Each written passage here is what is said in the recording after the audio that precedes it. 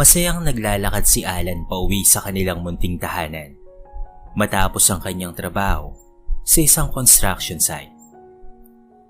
Dala-dala niya ang isang paper bag na spaghetti ang laman at 1 litro ng coke. Pinag-ipunan niya iyon sa kakarampot na sinasahod sa trabaho para lamang may maipakain na masarap na putahe sa kanyang anak. Naaawa kasi siya dahil palagi na lang toyo o hindi kaya asin ang kanilang ulam at nangangayayat na nga ito. Kaya't kahit pilad siya sa araw ay pinipilit niyang magsikap para kahit sa mga ganitong bagay ay may patikim naman niya ang karangyaan sa kanyang pamilya. Narito na ako, maligayang saad niya at pumasok ng bahay sa kainilapag sa lamesa ang kanyang daladala. Nasaan na kaya sina Micah at Mela? Bakit walang sumasalubong sa akin? Kunot noong tanong niya at inilibot ang tingin sa buong bahay. Wala ang anak niya at wala rin ang kanyang asawa. Nagtaka si Alan na tinignan ng mga kwarto. Micah anak, nasaan na kayo? May dala akong spaghetti dito oh. Tawag niya ngunit wala talagang sumasagot. Lumabas ng bahay si Alan at nagtungo sa likuran ng bahay para doon tumingin at laking gulat na lamang niya nang makita doon ang nag-iisang anak na nakatali sa puno ng rambutan habang pinagpapapalo ng asawa niyang si Mela. Mela, anong ginagawa mo sa anak natin? Huwag mo siyang saktan. Agad siyang lumapit at pinigilan ang kanyang asawa. Ang 7 taong gulang naman na si Micah ay napahagulgol at tinawag ang kanyang pangalan. Papa, tulungan niyo po ako. Huwag mo akong bigilan dito, Alan ha. Malaki ang kasalanan ng batang yan sa akin. Asik ng kanyang asawa. Ngunit hindi nakinig si Alan at kinalas ang pagkakatali nito. Papa, iyak ng kawawang bata. Tila sinampalang dibdib niya nang makitang namumula na ang balat nito at wala man lamang balak na tumigil si Mela kung hindi pa siya naabutan. Ano bang kasalanan ng anak natin sa'yo? Kalmadong tanong niya at hinarap ang kanyang asawa. Si Micah ay nakatago na sa kanyang likuran ng mga oras na iyon. Humalukip-kip si Mela at umirap sa lalaki. Sinira ng bata na yan ang regalo sa akin ng tiyahin ko. Alam mo namang mamahalin ng damit na yun, hindi ba? Galit na wika nito. Pwede mo namang pangaralan ng kalmado ang anak natin. Hindi mo naman siya kailangang itali sa puno ng rambutan na para bang mga hayop na tinali sa kahoy. Ani niya. Nasira ang ekspresyon ng kanyang asawa at tinuro ka agad siya. Nasasabi mo lang yan. Palibasa hindi mo naman alam ang pakiramdam ng magkaroon ng mamahaling damit eh. Kailanman ay wala kang binili sa akin. Kahit kung makapagsalita ka, parang maliit na bagay lang yon. Natutop ang labi ni Alan at nakaramdam ng hiya sa sinabi nito. Para ba siyang nanliit sa sarili nang ipamukha ni Mela na mahirap siya at kahit kailan ay hindi matutustusan ang pangangailangan nito. Pero anak mo yan, disiplinahin mo siya ng maayos, hindi yung ganito yung ginagawa mo. Mahinang saad niya. Pabalang na ibinato ng asawa ang pamalo. Ewan ko sa'yo, palibasa ay magkakatulad kayo, mga ignorante, mga walang alam sa bagay. Hindi naman siya nakasagot dito. Tinanggap na lamang ni Alan ang pamamahiya ng kanyang asawa at pinatahan na ang kanyang anak. Noon pa lamang kasi ganoon na si Mela. Masyado itong ambisyosa at gusto ng marangyang buhay. Kadalasan ay naiinggit ito sa iba na may magandang buhay at siya palagi ang sinisisi nito. Hindi naman siya makasagot dahil kahit anong pagsusumikap ng lalaki ay mananatili lang talagang mababa ang sahod niya at sakto lamang sa kanilang pang-araw-araw dahil hindi siya nakapagtapos ng pag-aaral. Huli na ng pagsisiyan niya na nagloko siya ng pag-aaral noon at hindi nakapagtapos. Kung nagsumikap lamang sana siya noon, ay baka marangya ang buhay nila. Hindi sana magiging ganito ang kanyang asawa. Tumahan ka na anak, may dala si Papa na spaghetti at coke tulad ng ipinangako ko sa'yo. Halina, pumasok na tayo. Aniya kay Micah. Talaga Papa? May dala-dala kang pagkain pang mayaman? Hinaplos niya ang buhok nito sa katumango. Oo, kaya tumigil ka na sa pag-iyak ha at gagamutin na lamang natin yung mga sugat mo pagkatapos. Mahirap man sa buhay, ang anak ng kayamanan ang pinagmamalaki ni Alan. Matalino ito sa paaralan at pinasasalamatan niya iyon.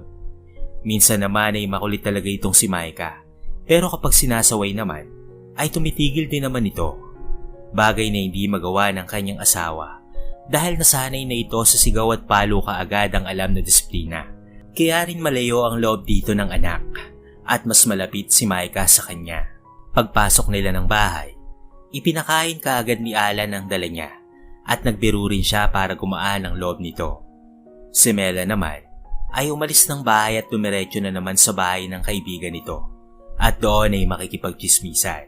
Kaya kahit pagod sa trabaho, si Alan pa rin ang nagsaing at nagluto ng panghapunan. Pagsapit naman ng gabi, ay sa labas lang siya natutulog dahil ayaw ng kanyang asawa na siya ay katabi. Pumapayag lamang ito na tumabi siya sa tuwing siya ay merong sahod. Ngunit ngayon ay hindi niya sinabi na nasahuran na siya dahil inuna na niya muna ang pasalubong sa kanyang anak. Sa kapaniguradong gagastusin lamang ni Mela ang pera sa luho nito. "Good night, Papa. Mahal po kita." Usal sa kanya ng kanyang anak nang sinabihang matulog na. "Mahal na mahal ka rin ni Papa, anak. Matulog ka na, ha? Nang sa gayon ay makapagpahinga ka ng maaga." "Opo." Kinaumagahan ay maaga ring nagising si Alan para magluto ulit bago pumasok ng trabaho. Tulog pa kasi si Mela at iniintindi na lamang niya. "O bakit toyo pa rin ang ulam mo, Alan? Kakasahod lang natin kahapon, ha? Hindi ka ba pinagluto ng misis mo ng masarap na ulam?" Asar sa kanya ng mga kasamahan sa construction. Noon break na at kumakain na ang lahat ng mga baon na dala nila. Umiling na lamang ang lalaki. "Nagtitipid kasi yan si Alan, pare. Alam mo bang matalino ang anak niyan? At gustong regaluhan? Kaya't nag-iipon siya at hindi siya nagwawaldas ng pera." Sabat naman ang isa pa niyang kasama na si Miguel. Ngumiwi naman si Ronel, ang unang nagsalita na mahilig siyang asarin. "Anin mo naman ng matalino kung gutom. Kaya nga tayo nagtatrabaho para may panggasto sa pamilya natin. Pare naman, hindi naman tayo pare-pareho ng katayuan sa buhay. Ikaw mabuti ka dahil may trabaho ang asawa mo. Kaya nasasabi mo yan. Kami, wala. Kaya talagang mahirap ang buhay namin." Nawalan kaagad siya ng gana kaya sinarado na lamang ni Alan ang baon at umalis na sa lugar na yon. Gusto niyang sagutin ito, ngunit ayaw niyang magkaroon ng kaaway sa trabaho. Gusto lang niya ang tahimik na pagtatrabaho. "Pasensya na roon kay Ronald kanina, pare, ha. Sadyang insensitive lang talaga yon." Wika sa kanya ni Miguel nang magsimula na silang magtrabaho ulit. "Okay lang, pre. Naiintindihan ko naman." Tugon niya. Pinagmasdan siya ni Miguel at malalim itong napaisip. "Alam mo ba, pare, sayang ka talaga. Kung nagpatuloy ka lang talaga sa pag-aaral noon, baka mayaman ka na ngayon at profesional. Ikaw pa naman ang first honor namin noon." Ani nito. Nagkibit balikat na lamang si Alan at sinulya pa ng kanyang asama. "Hayaan mo na, pre. Kahit anong gawin kasi natin ay lumipas na yon. Hanggang pagsisisi na lang talaga ang magagawa natin ngayon. Ang importante ay nagtatrabaho tayo ng maayos at legal. Kung sa bagay, may punto ka naman, pare. Pero alam mo, pre, hindi pa huli ang lahat para magsimula ka ulit. Kilala mo ba yung pinsan ng misis ko? 40 years old na yon nang bumalik sa pag-aaral at ngayon ay isa ng instructor sa kolehiyo. Balita ko nga ay may programa rin na pinapatupad ang gobyerno natin para sa mga may edad ng gustong mag-aral ulit." Namangha si Alan sa kwento ng kanyang kaibigan. Yon ang laman ng kanyang isipan hanggang sa siya ay umuwi ng kanilang bahay.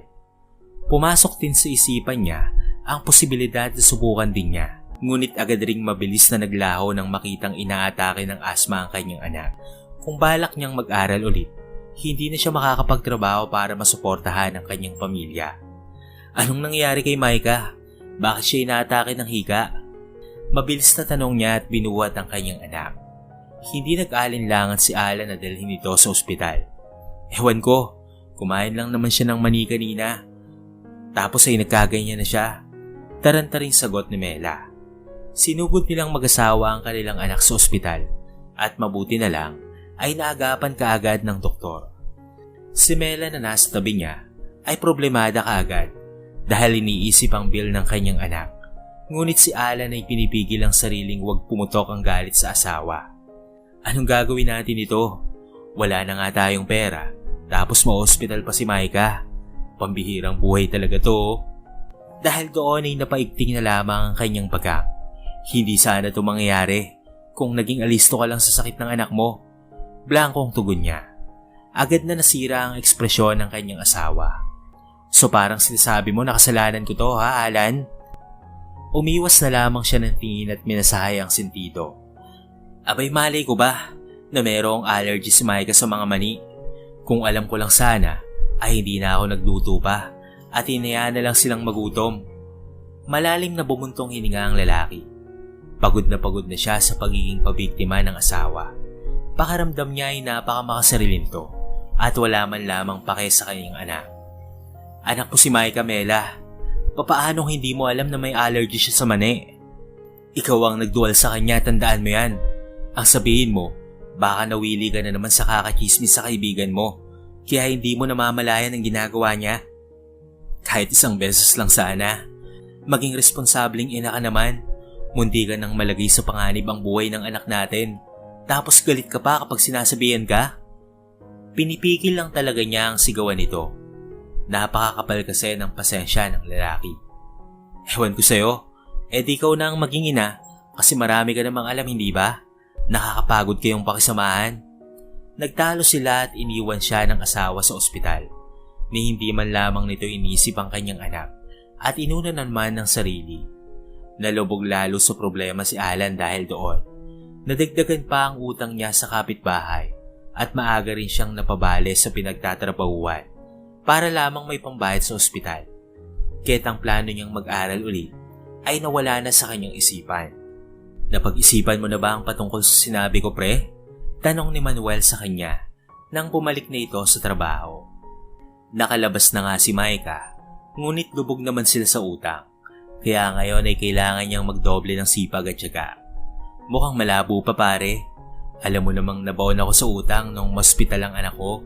Hindi pwedeng tumigil ako ngayon. Gusto ko rin naman sana pero wala akong magagawa eh. Sa bagay, pre, ang hirap naman talaga ng buhay mo. Mabuti ngang unahin mo muna ang trabaho. Nandiyan naman palagi ang pag-aaral ulit. Gumaan ang pakiramdam ni Alan sa pakikipag-usap sa kaibigan. Dumaan ang mga araw at nakalimutan na rin niya ang planong bumalik sa pag-aaral. At tuon na lamang ng pansin ang pagpapakain sa pamilya. Oy Alan, hindi ba asawa mo si Mela? Nilingon niya ang katrabahong si Ronel. Kumunot ang noo niya nang mabanggit ang pangalan ng asawa. Bakit, anong meron? Tanong niya. Nakita ko kasi kahapon sa tindahan, may kasamang ibang lalaki. Akala ko nga ikaw eh, pero hindi hamak na mas malinis tignan yon at mukhang mayaman pa. Ano? Umigting kaagad ang panga niya kay Ronel. Noon pa lang, ay ayaw niya na talaga itong pakisamahan at lalo na ngayon. Alam naman niyang inaasar lamang siya nito. Huwag mo akong lokohin, pare ah. Kalokohan. Agad natanggi niya at ayaw na ayaw ang ideyang ibinigay ng lalaki sa kanya. Kahit ambisyosa, ay ayaw maniwala ni Alan na magagawa siyang lokohin ng kanyang asawa. Nagsasabi ako ng totoo, pre. Nakita ko talaga si Mela na may kasama kahapon at magkaakbay pa sila. Wala ba siyang mayaman na pinsan o kakilala? Naupo ang lalaki at natulala. Wala, pre. Sarkastikong natawa na lamang si Ronel. Kung wala, di simulan mo na siyang paghinalaan at baka niloloko ka na niya. Sobrang sit pa naman nila kahapon. Hindi niya matanggap ang sinabi nito. Ayaw niyang isipin yon na posibleng ang niloloko siya ni Mela. Ngunit nagdadalawang isip rin siya dahil hindi mapagkakatiwala ang klase ng tao si Ronel. Subalit pag uwi ni Alan ng sumunod na gabi, kahit ang anak ay nagsabi na rin sa kanya ng parehong bagay. May naghatid po na kotse dito kay mama kahapon pa. Hindi ko po kakilala kung sino po yon dahil parang hindi po talaga taga rito. Nasapo niya ang kanyang mukha. Malalim na bumuntong hininga na lamang si Alan. Ngunit kahit na marami nang nagsasabi sa kanya, hindi pa rin siya natibag. Nagpatuloy ang pagtatrabaho ng lalaki at hindi pinansin ang mga bulong-bulungan ng mga tao patungkol sa kanyang asawa. Si Mela yun, hindi ba? Saan? Yung sakay ng itim na kotse? Nagsigawan ang mga kasamahan niya. Si Alan ay napalingon din at tinignan ang pinag-uusapan ng mga kasama sa pag-angat ng kabog ng dibdib. Saan? Takang tanong niya. Agad na tumayo ang lalaki at tinignan ang tinutukoy nila. Ngunit nagtawanan na lamang ang mga kasama niya at nag-appear sa isa't isa. Prank lang pare, binibiro ka lang namin. Tumayo ka agad? Agad na umakyat ang galit sa kanyang ugat at umakyat sa kanyang ulo. Si Miguel na nasaksihan din ang nangyari ay masakit na tinignan ng mga kasamahan. Naitikom ni Alan ang kanyang kamay at galit na ibinato ng malakas ang hawak na bala. Kung wala kayong maisip na pagkakatuwaan, huwag niyo akong gamitin. Tumatahimik ako rito. Galit na saad niya at umalis na sa lugar na iyon. Nagkatinginan kaagad ang mga kasama niya at tila ba inosente sa nagawa. Nagsisiyan pa nga ang mga ito. Alam niyo naman kasing problemado na yung tao, tapos pagkakatuwaan niyo pa? Maging sensitibo naman kayo mga pare. Pangaral ni Manuel sa kanila at sinundan ng kanyang kaibigan. Galit na pinagbababato ni Alan ang mga nakikitang bagay sa likuran ng pinagtatrabahuan para lamang mailabas ang galit. Pakiramdam niya ay maiiyak siya sa pag-iipon ng galit na iyon. Hayop na buhay naman oh. Bakit niyo naman ako pinapahirapan? Namunghay ang ekspresyon ni Manuel nang makita ang kanyang kaibigan. Kahit sumunod, ay hindi ito lumapit para hayaan silang ilabas ang pot sa dibdib. Lasing na umuwi ang lalaki sa bahay kinagabihan. Hindi niya kasi nakayanan ng sama ng loob at nagwalwal kasama si Manuel. Mabuti na lamang ay hinatid siya nito hanggang sa bahay nila dahil alam nito na mabigat ang loob niya. Matulog ka na anak, may pag-uusapan lang kami ng mama niyo. Ang inosenteng anak ay sumunod naman sa utos niya. Pagkatapos ay pumasok na si Alan sa kwarto at naabutan itong may tinitingnang regalo na agad ding itinago nang makita siya. Ano ba yan? Bakit hindi ka kumakatok? Ano bang kailangan mo? May pag-uusapan tayo ngayon. Seryosong saad niya na kahit lasing ay nawawala. Pero tungkol naman yan sa ano? Humalokip-kip si Mela. Teka, saan ang galing yung regalo na hawak mo? Diretso ang tingin ng lalaki sa asawa at pilit na pinigilan ang pagputok ng galit. Ayaw niyang mahantong sa sakitan ng bagay na ito at gusto niyang mahinaong tanungin ang asawa. Sa kaibigan ko, kay Marieta? Bakit? Agad na sagot nito. Patingin nga, hamon niya. Agad na napalunok ang babae at pakiramdam ni Alan ay pinagbaksakan siya ng kisame nang makita kung paano mahigpit na itinago ni Mela ang regalo sa likuran niya. Hindi siya tanga para hindi maintindihan ang aksyon na iyon. Hindi na kailangan. Lumabas ka na nga dito. Doon ka matulog. Lasing ka pa ata eh. Panira ka ng mood eh. Umikis ang bagang niya. Niloloko mo ba ako? May iba ka bang lalaki? Mabilis na namutla ang kanyang asawa at napaiwas ng tingin sa kanya. Ano bang sinasabi mo ha? Bakit wala ka ng gana sa akin? Bakit palagi ka na lamang umalis ng bahay? Sino ang lalaking kasama mo na nakita ng katrabaho ko ha? Hindi napigilan ni Alan ang pagbugso ng kanyang galit. Kahit naitaas niya ang kanyang boses. Gumuhit din ang iritasyon sa ekspresyon ng babae at tumayo ito at lumabas ng kwarto. Kalokohan, lahibang ka na. Usal nito at umiwas. Ngunit sumunod din siya at mabilis na hinaglit ang braso ng asawa. Huwag mo akong talikuran, Mela. Sabihin mo sa akin ng totoo. Niloloko mo ba ako? Hindi niya na napigilan ang kanyang sarili. Napaigik ang babae dahil sa maigpit na paghawak niya. Sa galit ni Alan, hindi niya na napansin ang anak nila na nanonood na pala sa pintuan ng kabilang kwarto at umiiyak sa nasasaksihan. Bakit mo ito nagawa sa akin? Ginawa ko naman ang mga kaya ko para matususan kayo ah. Ikaw, kinakaya ko para mabuhay kita. Pero bakit nagawa mo ito sa akin? Sa anak mo at sa pamilya natin? Bakit ka nagloko, Mela? Takot na mukha ang iginanti ni Mela sa kanya. Ngunit agad ding kumuwala sa kanyang pagkakahawak at tinuro-duro siya. Sa tingin mo ba sapat ang sinasahod mo sa pagkukonstruksyon ha? Bumagsak ang labi niya dahil sa kanyang narinig. Yun na naman ang rason nito. Di niloloko mo nga ako. Oo, niloloko kita matagal na. Dahil sa sinabi nito, ay nag-init ang buong katawan ng lalaki. Parang gusto niyang manakit sa nalaman. Pero dahil sa pagmamahal dito, ay napahagulgol na lamang siya at sinapo ang kanyang muka. Pakiramdam niya ay nawala ang pagkalasing niya. Anong kasalanan ko sa'yo? Bakit mo ito ginagawa sa akin? Kung nagsumikap ka lang sana, di hindi ako magkahanap ng iba. Kung naibibigay mo lang sana ang gusto kong buhay, hindi ako magloloko, Alan. Tignan mo nga ang sarili mo. Sa tingin mo ba pagko-construction ay maiahon mo ang buhay natin? Tignan mo ang anak mo. Ni isang maayos na damit, wala siya. Ano, inaasahan mo bang habang buhay na lang ako makukontento sa ganitong buhay? May pangarap din ako, Alan. Humagulgol ng humagulgol ang lalaki. Nang hina ang buong katawan niya. Dahil gusto man niyang saktan ng kanyang asawa, ay hindi niya magawa. Umiiyak lang siya at doon inilalabas ang lahat ng galit. Hindi niya matanggap na sa loob ng 10 taon nilang pagsasama, ay aabot sila sa ganitong punto na malalaman niyang niloloko pala siya nito. Noon pa lang ay sinabi ko na sa'yo na ayaw ko ng mahirap na buhay. May pangarap ako. Pero dahil mahal kita at nangako ka na yayaman tayo, ay bumigay ako sa'yo. Pero tignan mo, naging miserable ang buhay ko. Ikaw ang dahilan nito. Kayo ng anak mo. Kayo ang malas sa buhay ko. Nagiinit ang sulok ng mga mata na inangatan niya ng tingin ng kanyang asawa. Mariin niya itong hinawakan sa braso.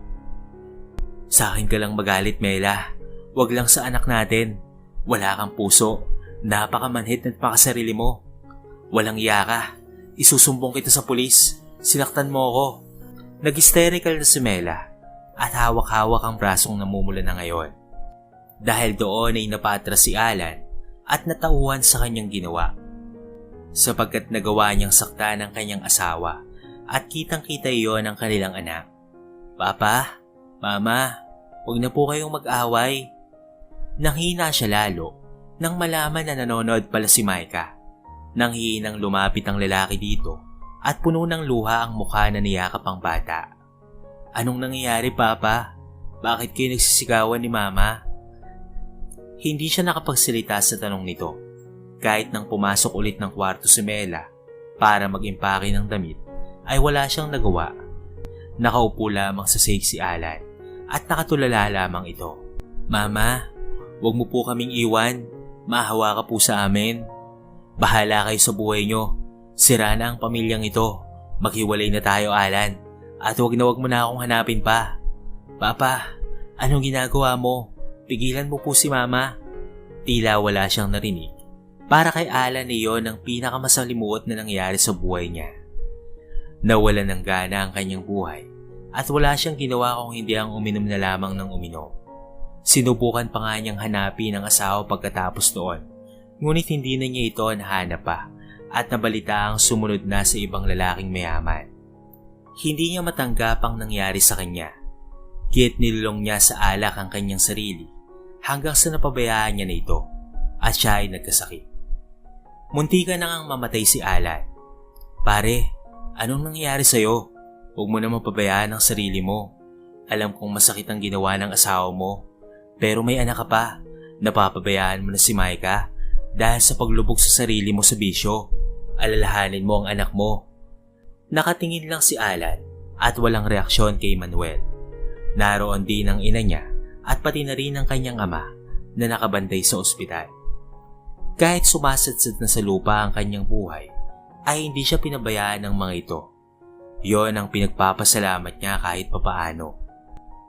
Nandito naman kami, hindi pa uli ang lahat. Tutulungan ka naming bumangon, pare. Nang lumabas ang lalaki, ay hindi pa rin siya bumalik sa dating masayahing ugali. Ngunit sinikap niya na lamang na unti-unting kalimutan ang sakit hanggang sa nagising na lamang siya isang araw na wala na ang sakit sa kanyang puso. Doon niya naisip na importante ang buhay at marami pa siyang dapat na gawin. Sir, gusto niyo po bang magpa-enroll sa programa namin? Hindi po dito required ang degree holder. Basta't masipag po kayong mag-aral, bibigyan namin kayo ng national certificate na maaari niyong gamitin balang araw. Titig na titig si Alan sa babaeng lumapit sa kanya. Hindi niya alam, ngunit namangha siya sa kagandahan nito. Kaya nang nahihiyang umiwas ng tingin ng babae, ay napakurap-kurap na lamang siya at natauhan. Abala kasi siyang naglalakad dahil enrollment ngayon ng anak niya. at siya ang nagpapa-enroll dahil may sakit ang ina. Nag-leave na rin siya sa trabaho at ang babaeng lumapit sa kanya ay nakaabang sa labas ng paaralan ng anak. Baka naman networking yan o hindi naman kaya ay scam, miss, tapos maganda lang ang ginagamit nilang recruiter para maraming maniwala sa kanila. Ngumungusong tugon niya. Agad na namula ang pisngi ng babae. Naku po, hindi po. Totoo po to, sir. Saka suportado po kami ng gobyerno at accredited po. Kaya kapag makatapos kayo, ay para na rin kayong degree holder. Para po siyang ALS at ang target namin ay ang mga kababayan nating hindi nakapagtapos ng maaga dahil inuna ang pamilya o hindi kayang suportahan ang bayarin sa kolehiyo. Kung gusto niyo pong makasigurado, ito po ang ID ko. Jane po ang pangalan ko. Malalim pa na nag-isip si Alan. Naalala niya ang kwento sa kanya ni Miguel noon. At sa tingin niya ay panahon na iyon para tuparin ang mga pangarap. Kaya naman hindi siya nagdalawang isip na pumayag na lamang. Total ay nakakaluwag-luwag naman na siya sa buhay. Lumipas ang 3 taon at nakapagtapos na nga siya sa tulong ng pamilya, kaibigan at pati na rin si Jane. Ang babaeng nag-recruit lang sa kanya noon. Naging malapit silang magkaibigan at nagkapalagayan ng loob hanggang sa niligawan niya ang babae. Tuluyang nakalimutan ng lalaki ang masilumuot na nakaraan at nagsumikap sa buhay para sa bago niyang simula. Sa wakas nakapagtapos ka na, anak. Proud na proud kami sa'yo. Hindi ka nagpadala sa isip ng iba at ipinagpatuloy mo. Kaya tignan mo ngayon nakapagtapos ka na. Sa ilang taon kasing pag-aaral ni Alan ay hindi lamang iyon ang puro masaya. Naging pulutan rin siya ng tawanan at chismisan. Sapagkat sa edad niya na 32 years old ay doon lang siya nakapag-aral ulit. Tandang-tanda pa nga niya kung paano siya pagtawanan nila Ronel noon. Ngunit ngayon ang mga ito ay kahit kalabaw pa rin at siya ay may diploma na at makapagtatrabaho na ng maayos. Hindi dito matatapos ang pangarap ko, ma. Mag-abroad ako at papatayuan ko kayo ng magandang bahay. Magsisikap pa ako lalo para mapaaral ko po sa pribadong paaralan si Micah. Lumapit sa kanya ang ina at niyakap siya nito. Napakabuti mong anak, ama at kapatid. Sana'y pagpalain ka pa kung ano man ang pangarap mo sa buhay, anak. Akalain mo nga naman at tapos ka na sa kolehiyo, pare. Totoo ngang wala sa edad ang pag-aaral. Nasa puso talaga ito, isipan at pagpupursige. Binati rin siya ng kaibigang si Manuel. Hindi nag-akse ng panahon si Alan. Pagkatapos niya ay naghanap na siya ng trabaho sa abroad at swerteng natanggap siya sa Amerika. Naging malaki kaagad ang sahod niya at mabilis na na-promote sa malaking posisyon. Iyon ang naging susi ng tagumpay niya sa buhay. Hindi rin siya nawalan ng oras sa kanyang anak at pati na rin sa kanyang pamilya. Pati na rin kay Jane na naging girlfriend niya na. Ilang taon na lang ay makakauwi na ako sa Pilipinas. Magtatayo ako ng negosyo at palalaguin ko yun. Magiging CEO ako ng sarili kong kumpanya. Yun ang motibasyon ko sa sarili at sa angking niyang kasipagan ay nakamit ni Alan ang lahat ng iyon. CEO Alan Sarmienta, the famous rising millionaire of the Philippines.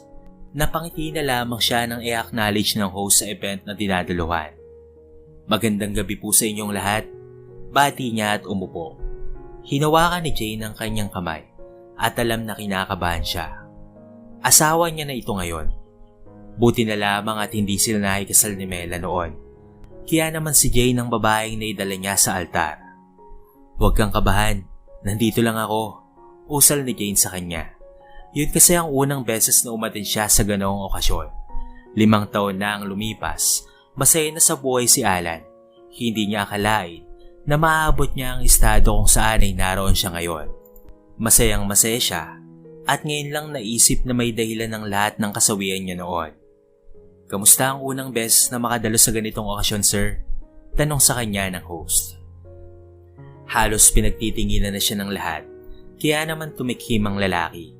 Nakakakaba sa totoo lang, pero masaya ako na maimbitahan sa ganitong okasyon. Ikinagagala kong makilala kayong lahat. Sagot niya. Masigabong palakpakan ang sumalubong sa kanya sa lahat ng tao na naroon. Of course po, sir. Sino namang hindi makakilala sa inyo? na gumawa ng negosyo na mapapakinabangan ng lahat at nakatulong sa mga kapwa niya mamamayan. Isa kayong mabuting halimbawa na dapat ay sundan ng lahat, Mr. Sarmiento. Napuno ng kagalakan ng puso niya. Buong buhay niya, hindi niya iniisip na mararating niya ang ganitong rurok ng tagumpay. Dati ay kontento na siya sa simpleng buhay lang, ngunit mas maganda pala kapag may kaya ka sa buhay dahil nagagawa mo na ang lahat ng gusto mo at nakakatulong ka pa sa iba. Nakita ko si Mama kanina sa labas ng eskwelahan namin pa. Kinamusta niya na po ako, pati po ikaw kinamusta niya.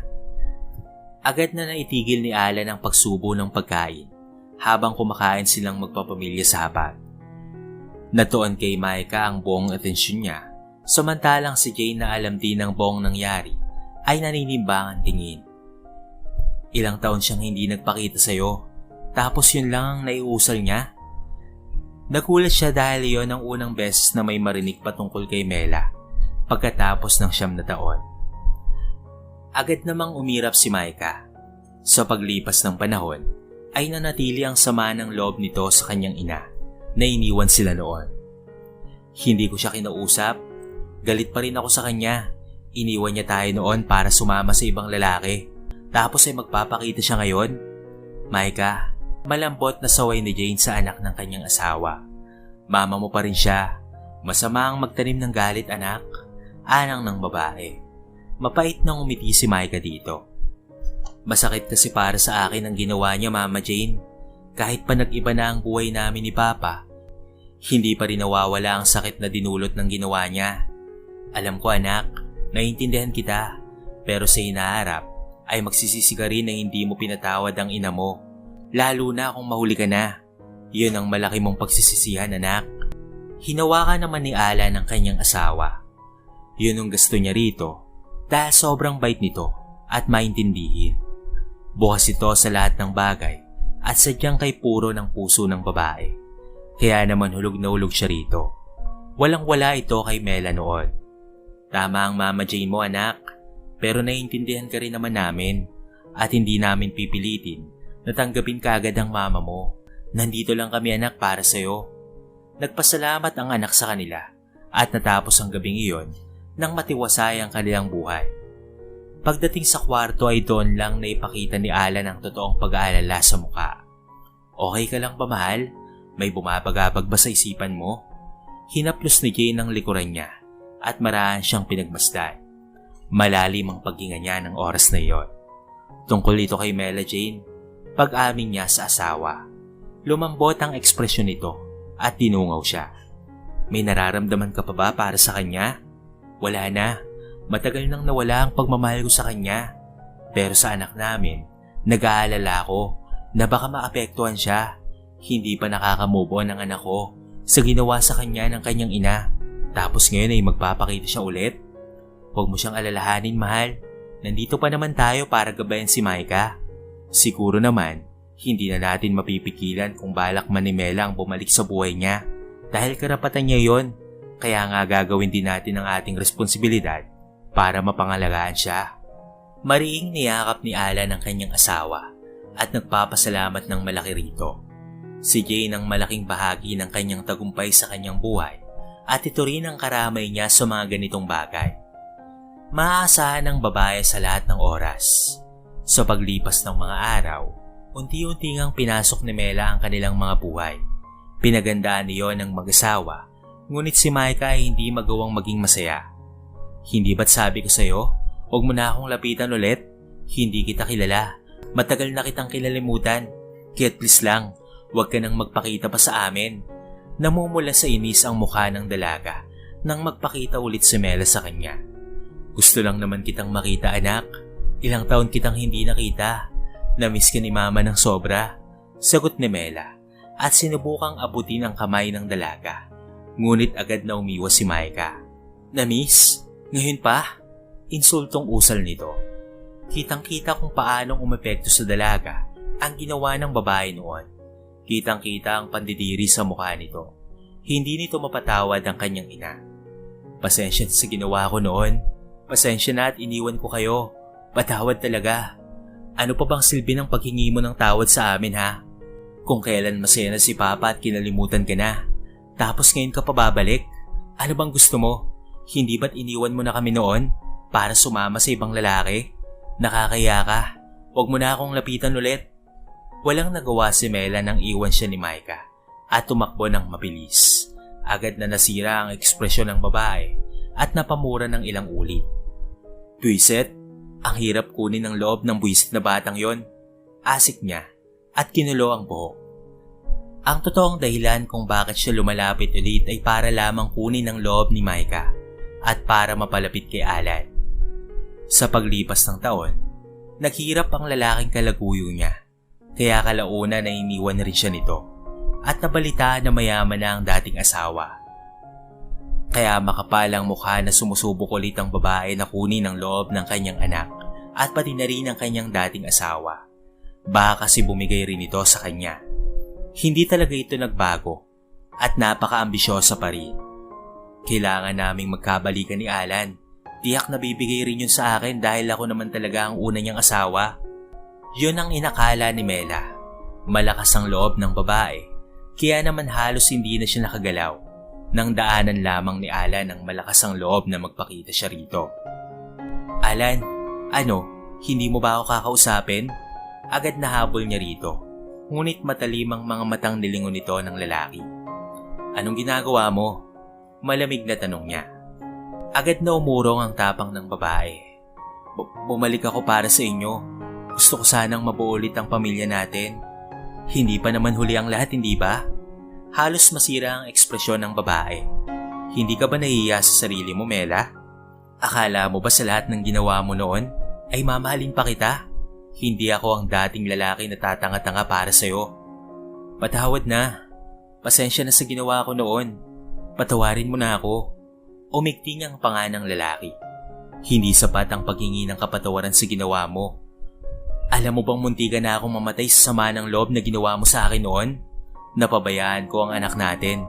Halos mabaon na rin kami sa utang. Samantalang ikaw, nagpakasaya sa ibang lalaki at hindi man lamang inisip ang mararamdaman ng anak mo. Kung sa bagay, wala ka rin namang pakialam sa pamilya eh. Dahil mas importante sa iyo ang ambisyon mo at pera. Kaya ang kapal ng mukha mo na magpakita pa sa amin ngayon pagkatapos ng maraming taon. At akala mo ba itatanggapin ulit kita? Hinding-hindi mangyayari yon.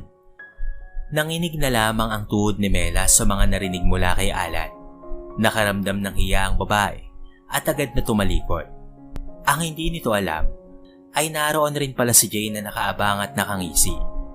Ikaw pala si Mela? Kumpara kay Alan, naging mahinahon ang tono ni Jane. Bakit, sino ka ba ha? Asik ni Mela. Ako nga pala si Jane, ang asawa niya. Nice meeting you. Nice meeting mo ang mukha mo. Nang umalis si Mela, lumapit si Jane sa asawa at pinakalma ito sa kaniyakap. Lumipas ang mga araw, nabalitaan na lamang nila na nakulong si Mela. Matapos na mahuling magnakaw sa isang supermarket, ang dami palang nagawang kasalanan ng babae, kaya't naging malaki ang sentensya para dito. Nalaman niyo ni Alan at pati na rin ni Micah, ngunit wala rin naman silang magagawang mag-ama. Karma na iyon sa lahat ng ginawa nito. Kung ang ibang tao ay nagbabago pa anak, may mga tao naman na talagang kahit kailan at kahit ilang beses mo ng pangaralan, ay sadyang wala ng pag-asang magbago. Yun ang mama mo, anak. Usal niya kay Micah. Hayaan mo na ba? Baka matuto rin si mama sa loob ng kulungan. Pinapanalangin ko na lang na sana ay matauhan na siya. At lumipas ang mga taon, nagpatuloy silang masaya at walang inaalalang problema. Sa buhay, hindi masamang maghangad ng bagay na nakikita mo sa iba. Hindi rin ito dahilan para gumawa ka ng masama o makasakit ng damdamin ng iba, lalo na kung pamilya mo ito. Ang ginawa ni Mela ay ang halimbawa ng isang tao na may malaking ambisyon sa buhay, ngunit wala ring ginagawa at umaasa lamang sa ibibigay sa kanya. Kaya nang mabigo ito, imbes na tumulong ito, ay mas pinipili pa ang manisi. Kaya naway maging palatandaan sana ito na maging masipag at matyaga tayo sa buhay. May kanya-kanya tayong panahon kaya huwag malungkot kung wala pa ang panahon mo. Darating at darating din ito sa tamang panahon at sa tamang pagkakataon. Kailangan mo lang talagang lakasan ang iyong loob at magtiwala sa iyong sarili. Tulad ng nangyari kay Alan. Kaya isipin mo rin na kaya mo. Walang imposible, basta't may kapit sa Panginoon at tiwala sa iyong sarili.